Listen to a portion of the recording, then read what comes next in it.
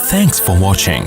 Don't forget to like, comment, share and subscribe to Mufti Tariq Masood, famous scholar. خیر مختصر بات عرض کروں گا آپ کے سامنے. آپ ماشاءاللہ اسلامک یونیورسٹی کے اسٹوڈنٹس ہیں, سب ایجوکیشن کی فیلڈ سے سب کا تعلق ہے.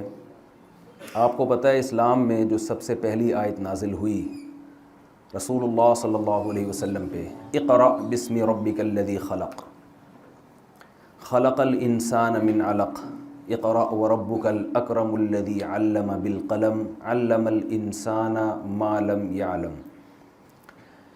کمال کی بات یہ ہے کہ ہمارے پیغمبر صلی اللہ علیہ وسلم کے ہاتھ مبارک نے کبھی الف کی لکیر بھی نہیں کھینچی.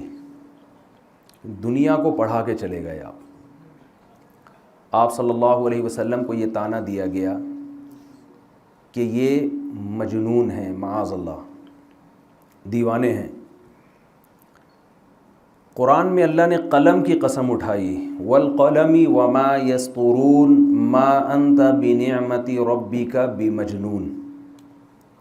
قلم کی قسم اور ان تحریروں کی قسم جو قلم سے لکھی جاتی ہیں, آپ مجنون اور دیوانے نہیں ہیں. اللہ نے قلم کی قسم کیوں اٹھائی؟ قسم جب اللہ اٹھاتے ہیں نا تو اس کا مطلب ہوتا ہے کہ یہ بھی گواہ ہے اس بات پر. جیسے والشمس وضحاها والقمر اذا تلاها والنهار اذا جلاها واللیل اذا یغشاها والسماء وما بناها والارض وما طحاها ونفس وما سواها فألهمها فجورها وتقواها قد افلح من زکاها وقد خاب من دساها. قرآن قسمیں اٹھا رہا ہے سورج کی, زمین کی, آسمان کی, زمین کی, دن کی, رات کی, اور اتنی ساری قسمیں اٹھا کے قرآن کہہ رہا ہے کہ جس نے اپنے آپ کو پاک کر لیا گناہوں سے وہ کامیاب, اور جو اپنے آپ کو گناہوں سے پاک نہ کر سکا وہ برباد. تو یہ قسموں میں مناسبت کیا ہے کہ اللہ قسمیں اٹھا رہے ہیں زمین اور آسمان کی. یعنی اس دنیا کا جو نظام چل رہا ہے نا وہ اختلاف میں چل رہا ہے. دنیا ایک جیسی نہیں ہے. یا تو بلندیوں میں آپ جائیں تو بلندی سے بلندی آپ کو آسمان نظر آئے گا, پستیوں میں جائیں تو زمین ہے, اس سے نیچے تو نہیں جا سکتے نا. اندھیروں میں جائیں تو ایسے ایسے اندھیرے کہ ہاتھ کو ہاتھ سجائی نہ دے. روشنی جب ہوتی ہے تو کس قدر تیز روشنی ہوتی ہے جب سورج بلند ہوتا ہے. تو جیسے اس کائنات کے نظام ایک حالت میں نہیں رہتا تو انسانوں کی بھی دو قسمیں ہیں, ایک طرح کے انسان نہیں ہیں. جو لوگ مذہب کو نہیں مانتے, آخرت کے وجود پر یقین نہیں رکھتے, وہ کہتے ہیں انسان سارے ایک جیسے ہیں, اچھے اور برے نہیں ہوتے. آپ کہیں گے بھائی یہ کس قسم کی بات کر دی ہم نے. جو مذہب کو نہیں مانتے وہ بھی کہتے ہیں there are 2 types of human. انسان کی کتنی قسمیں؟ اچھا بولنا پڑے گا آپ کو نا. انسان کی کتنی قسمیں؟ کچھ نائس پرسن ہوتے ہیں, کچھ بیڈ ہوتے ہیں, ویری بیڈ. کہتے ہیں نا بہت گندا آدمی ہے, یہ ویری نائس, بہت اچھا آدمی ہے. تو انسان کی انگریزوں کے ہاں کتنی قسمیں ہیں؟ 2, حالانکہ وہ تو آخرت کو نہیں مانتے. تو اس پہ اللہ کو اتنی قسمیں اٹھانے کی کیا ضرورت ہے؟ سورج کی قسم, چاند کی قسم, رات کی قسم, دن کی قسم, آسمان کی قسم, زمین کی قسم. انسان کی 2 قسمیں, ایک کامیاب اور ایک ناکام, ایک اچھا اور ایک برا. من زکاہا سے اچھا, من دساہا سے برا مراد ہے. تو اتنی قسمیں اٹھانے کی کیا ضرورت ہے بھائی؟ کل میں کہیں جا رہا تھا تو کسی نے قوالی لگا دی, عزیز میاں قوال کی قوالی. تو میں قوالی سنتا نہیں ہوں لیکن اس کے چند اشعار میں نے سنے. اس میں وہ عزیز میاں قوال نے قسمیں اٹھائیں, اتنی قسمیں, پتہ نہیں کیا کیا, کوہ طور کی قسم, تورات کی قسم, فلانے کی قسم. وہ قوالی ہے پرانے زمانے کی. 20 قسمیں اٹھا کے ہم نے کہا پتہ نہیں کیا جواب آئے گا نا قسم کا.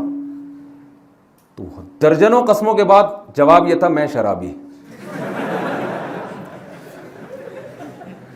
کوہ طور کی قسم اور پتہ نہیں کیا کیا قسمیں, مجھے تو یاد بھی نہیں وہ. تو میں نے ان سے کہا آرام سے بتا دیتا بھائی میں شرابی ہوں. اس میں اتنی ٹینشن کی کیا ضرورت ہے؟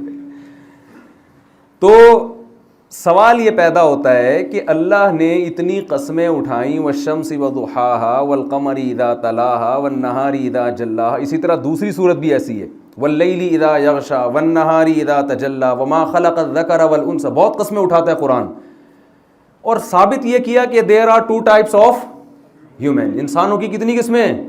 اچھے اور برے. تو بھائی یہ تو ویسے ہی سب کو پتہ ہے, انسان دو قسم کے ہوتے ہیں, ایک اچھا اور ایک برا. تو انگریز بھی کہتا ہے جو قرآن کو نہیں مانتا, جو آخرت کو نہیں مانتا. اصل بات یہ ہے کہ جو لوگ آخرت کو نہیں مانتے وہ جب اچھے کو اچھا کہتے ہیں نا تو اس کے ساتھ وہ سلوک نہیں کرتے جو اچھے کے ساتھ ہونا چاہیے. وہ جب برے کو برا کہتے ہیں تو اس کو وہ درجہ نہیں دیتے جو برے کو ملنا چاہیے. جب آپ نے یہ بات مان لی کہ مر کے ہم مٹی ہو کے ختم ہو جاتے ہیں تو اچھے کو اچھا بننے کا کوئی فائدہ نہیں اور برے کو برا بننے کا کوئی فائدہ نہیں. نتیجے کے لحاظ سے, رزلٹ کے لحاظ سے سب کیا ہو جاتے ہیں؟ سیم. آپ لاکھوں انسانوں کو قتل کرو, اتنا بڑا جرم کرو, اس کے بعد بھی آپ نے مر کے مٹی ہو کے ختم ہو جانا ہے. اور آپ کروڑوں انسانوں کا پیٹ بھرو اپنا پیٹ کاٹ کے, مرنے کے بعد آپ کی قبر میں اور قاتل کی قبر میں کوئی فرق نہیں ہوگا. جتنے کیڑے اس لاش پہ اتنے ہی کیڑے اس لاش پہ, اس کے بعد دوبارہ زندگی نہیں ہے. تو ایسا اچھے کا کیا فائدہ بھائی؟ کوئی فائدہ ہے ایسے اچھے بننے کا؟ بلکہ بعض دفعہ الٹا بھی ہوتا ہے. جو ظلم کرتا ہے اس کا ظلم چھپا ہوتا ہے, لوگ اس کو زیادہ عزت دے دیتے ہیں. ہمارے ہاں تو پاکستان میں بہت مثالیں ہیں, لوگ صدر بن جاتے ہیں, عزت مل جاتی ہے, اور جو بیچارہ حق پر ہوتا ہے وہ پستا چلا جاتا ہے. نہ صرف یہ کہ دنیا میں بدلہ نہیں ملتا بلکہ دنیا میں اس کے ساتھ اور زیادتی ہو جاتی ہے. ایسے کیسز آتے ہیں کہ جرم کسی اور نے کیا, سزا کسی اور کو ملی. تو قرآن کہہ رہا ہے کہ جیسے اس کائنات کے نظام میں اختلاف ہے, بہت زیادہ تبدیلی ہے, تو انسان بھی ایک جیسے نہیں ہے. جو کامیاب ہوگا نا وہ قد افلح, بہت بڑا کامیاب ہوگا. وہ ایسا نہیں ہوگا کہ اس کو بس لوگ دیکھیں, اس کو جو نیوٹن اور ایڈیسن وغیرہ نے جو چیزیں ایجاد کی, انسانیت کی خدمت کی نا, تو آج لوگ فائدہ اٹھا رہے ہیں. تو کیا ان کو اس کا بدلہ دنیا میں مل گیا؟ کچھ ملا ان کو؟ نہیں ملا نا بھائی. جتنی خدمت کی اس حساب سے تو کچھ بھی نہیں ملا.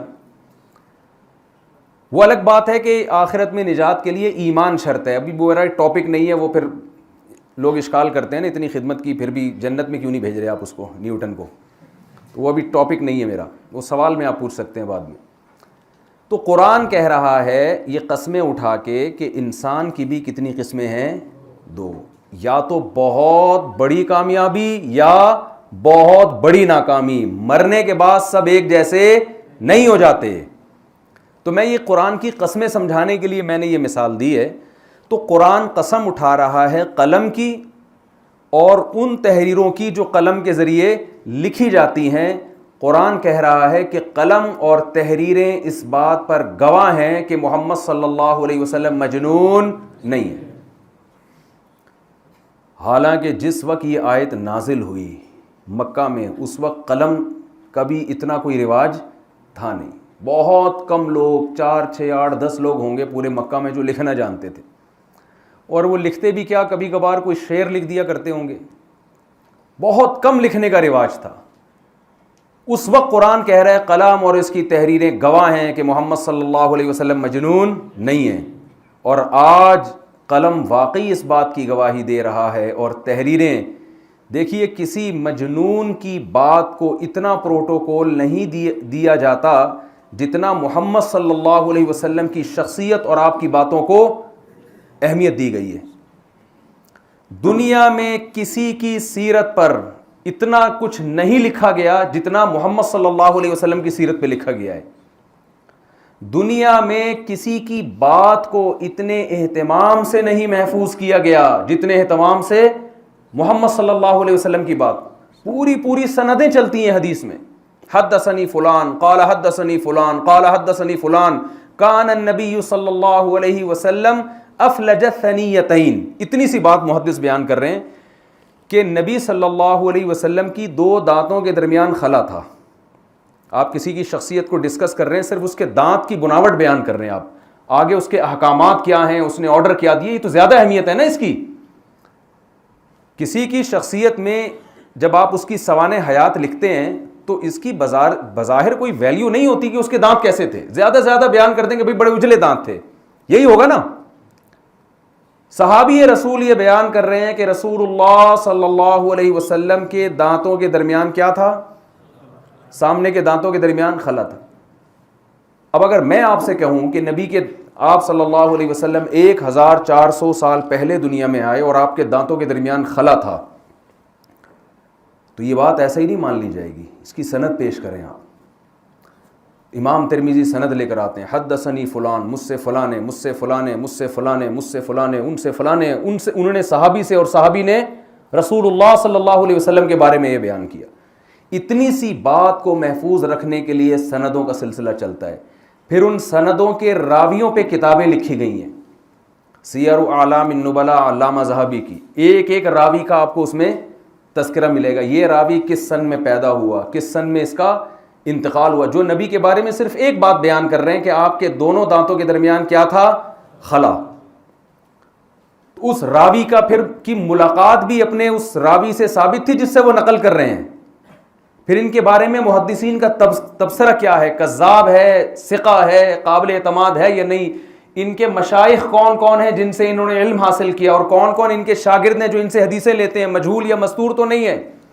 اتنی تفصیل کے بعد چھان پھٹک کے یہ حدیث اس قابل بنے گی کہ آپ نبی کے بارے میں یہ یقین سے کہہ سکتے ہو کہ واقعی آپ کے دونوں دانتوں کے درمیان خلا تھا. یہ پروٹوکول اس کائنات میں پیغمبر کے سوا کسی اور کو ملا ہے؟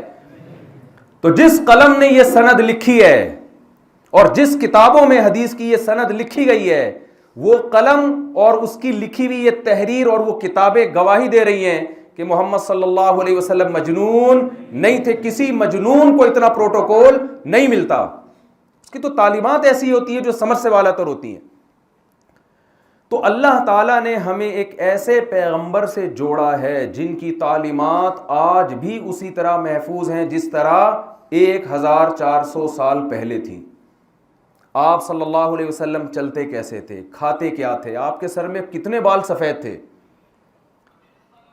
یہ تو وہ چیزیں جن کا شریعت سے براہ راست تعلق نہیں ہے, اور جن کا شریعت سے براہ راست تعلق ہے وہ کس قدر محفوظ ہیں.